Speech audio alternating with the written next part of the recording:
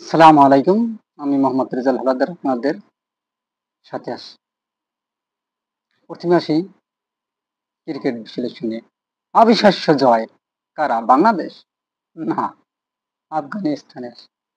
সুপ্রিয় দর্শক, বাঙালি এখন যেভাবে খেলছে তারা সম্ভবত ওই যে নাইজেরিয়া বা আরো স্কটল্যান্ড বা আরো ছোট ছোট যে দেশ আছে তাদের সারিতে পড়ে যাবে।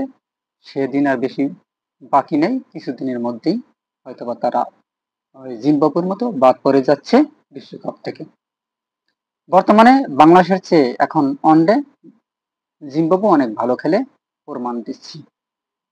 সুপ্রিয় দর্শক, আপনারা জানেন যে আফগানিস্তান ও বাংলাদেশের মধ্যকার যে 3টি ওয়ানডে সিরিজ রয়েছে সেখানে 3টিতে শোচনীয়ভাবে পরাজয় বরণ করেছে এই বাংলাদেশ দল। আমরা আজকে এই বাংলাদেশ ও আফগানিস্তানের মধ্যকার যে শেষ ওয়ানডে অর্থাৎ তৃতীয় ওয়ানডেটি খেলা হয়েছে সেখানে আগে স্কোর বোর্ডটা আপনাদের জানিয়ে দেই। অর্থাৎ আফগানিস্তান নির্ধারিত 50 ওভারে 9 উইকেটে 293 রান করতে সক্ষম হয়। যদিও এক সময় মনে হয়েছিল যে আফগানিস্তান যখন ব্যাটিংয়ে নেমেছে প্রথম 10 ওভারে একটা উইকেটও পড়ে নাই, রান করেছে তারা 72। কিন্তু এক সময় স্কোর বোর্ডে দেখাচ্ছে যে যদি 7 করে রান করতে পারে তাহলে হয় 380 বা 8 করে রান করলে হয় 400-র উপরে। কিন্তু সুপ্রিয় দর্শক, বাংলাদেশের বোলিং পারফরমেন্স যারা বোলিং করেছে তারা কিন্তু অসাধারণ বল করে। এই ম্যাচটা এক সময় এমন পর্যায়ে নিয়ে গেছিল যে হয়তোবা মনে হয় 250 রান করতে পারবে বলে মনে হচ্ছিল না। কিন্তু আমাদের যে অধিনায়ক মিরাজ, তিনি মেহেদী হাসান মিরাজ, তিনি এসে একদম ম্যাচটাকে পুটকি মারা দিয়েছেন। অর্থাৎ এমন একটা ওভার করেছেন, তার 3টা ছক্কা একটা 4 মেরে ম্যাচকে আফগানিস্তান নিজেদের করে নিয়েছেন। সেটা পরে আসি।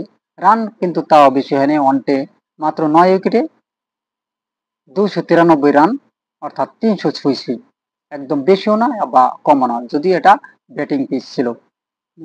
যখন আরেকটি কথা ভাই, কি বলবো, দুঃখের কথা, যদি অন্য কোনো দল মনে করেন ব্যাটিং এ নামে মনে হয় যে সেটা ব্যাটিং পিচ, আর যখন বাংলাদেশের ব্যাটাররা সেই পিচে নামে মনে হয় ওটা বোলিং পিচ হয়ে যায়।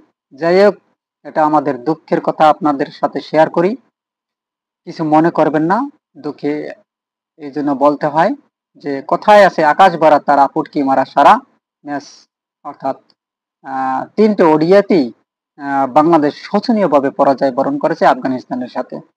এবার আসি আফগানিস্তানের কি কত রান করেছে তা নিয়ে একটা বিস্তারিত আলোচনা করি বা বিশ্লেষণ করি। গুরবাস, তিনি 44 বলে 42 রান করেছেন। তিনি 5টা 4 এবং একটা ছক্কা মেরেছেন। তার স্ট্রাইক রান রেট হলো 95.45। এবং ইব্রাহিম জাদরান, তিনি 111 বলে 95 রান করেছেন। তিনি 7টা 4 এবং 2টা ছক্কা মেরেছেন। তার স্ট্রাইক রান রেট হয়েছে 95.59। তারপর হচ্ছে আতাল, তিনি সিফাতুল্লাহ আতাল, তিনি করেছেন 47 বলে 29 রান, 3টা 4, কোনো ছক্কা মারতে পারেননি। তিনি 61.70 করে রান করেছেন, তার স্ট্রাইক রান রেট। শাহিদি, তিনি 10 বলে 2 রান করেছেন, তার স্ট্রাইক রান রেট হয়েছে 20।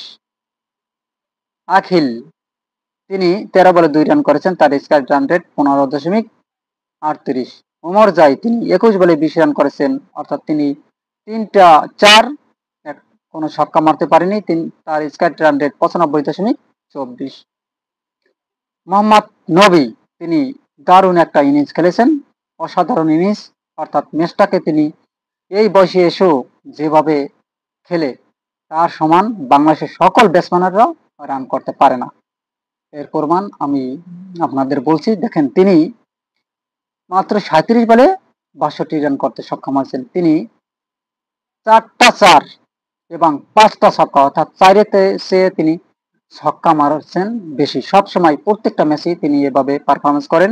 এই বয়সে হচ্ছে, অর্থাৎ বিশ্ব ক্রিকেটে এখন বর্তমান সবচেয়ে বয়স্ক প্লেয়ার মোহাম্মদ নবী, তিনি যেভাবে খেলেন আমার মনে হয় তারুণ্যরও তার কাছে হার মেনে যাবে। তার স্কোয়াড রান রেট হয়েছে 167.57।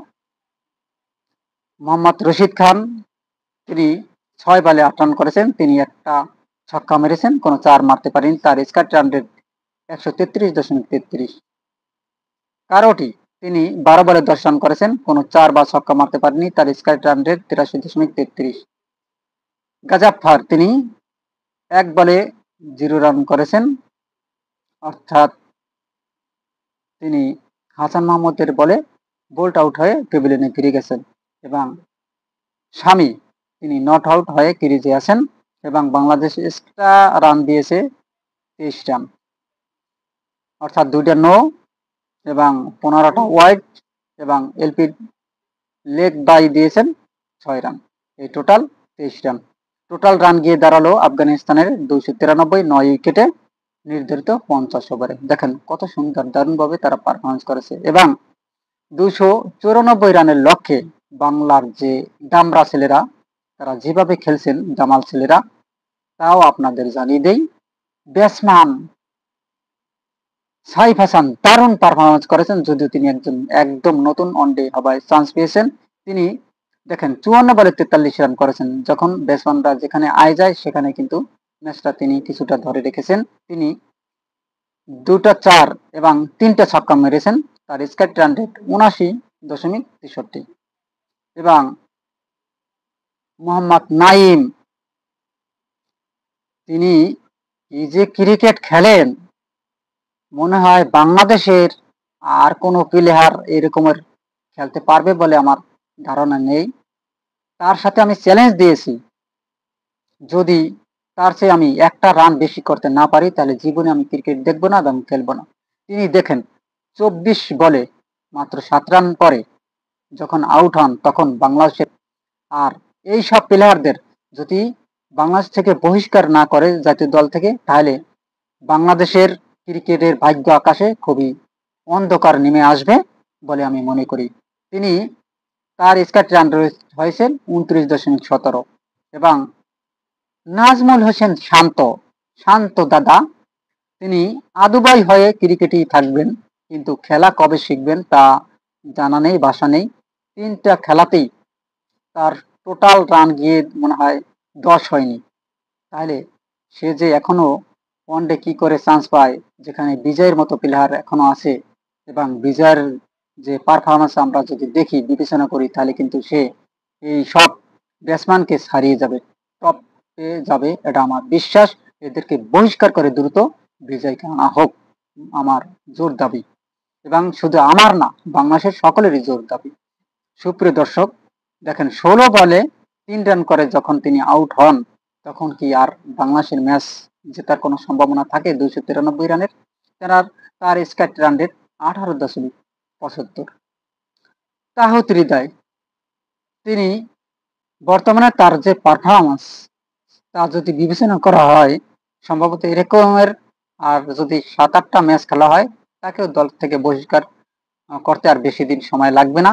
সেই দ্বারগোড়ায় তিনি পৌঁছে যাবেন। তিনি 12 বলে মাত্র 7 রান করেন, তার স্কোয়াড রান রেট 58.33। মেহেদী হাসান মিরাজ, তিনি ক্যাপ্টেন, তিনি 9 বলে 6 রান করে আউট হয়ে যান, তার squad run rate 66.66। Shamim Hossain Patwary, তিনি 1 বলে ডাক মেরে চলে যান। রিশাদ হোসেন, তিনি 7 বলে 4 রান করতে সক্ষম হন। এবং তানজিন ইসলাম, তিনি 3 বলে 5 রান করতে সক্ষম হন। এবং হাসান মাহমুদ, তিনি 23 বলে 9 রান করতে সক্ষম হন। এবং নাহিদ রানা 9 বলে 2 রান করতে সক্ষম হন। এবং নুরুল হাসান সোহান, তিনি 6 বলে 2 রান করেন। আসলে এই হাসান যাকে বলেছি, তিনি নুরুল হাসান সোহান। এই ছিল বাংলাদেশের পারফরমেন্স। এবং আমরা বোলিং পারফরমেন্স বলি, আগে আফগানিস্তানেরটা বলি, পরে বাংলাদেশটা বলি, না আগে বাংলাদেশেরটাই বলি। দেখেন বাংলাদেশের নাহিদ রানা, তিনি 8.2 ওভার বল করে 56 রান দিয়ে কোনো উইকেট পাননি। তিনি প্রতি ওভারে রান দেন 6.5 72 করে। এবং হাসান মাহমুদ তিনি 6 ওভার বল করে 57 রান দিয়ে 2টি উইকেট নেন। তিনি প্রতি ওভারে রান দেন 9.50 করে। তারপর হচ্ছে টি ইসলাম, তিনি 10 ওভার বল করে 46 রান দিয়ে 2টি উইকেট তুলে নেন। তার প্রতি ওভারে রান দেন 4.6 করে। এবং মেহেদী হাসান মিরাজ তিনি 9 ওভার 4 বল করে 66 রান দিয়ে একটি উইকেট তুলে নেন। তিনি প্রতি ওভারে রান দেন 6.93 করে। রিশাদ হোসেন তিনি 10 ওভার বল করে 43 রান দিয়ে তিনি কোনো উইকেটের দেখা পাননি। তিনি প্রতি ওভারে রান দেন 4.30 করে। এবং শামীম হোসেন পাটোয়ারি তিনি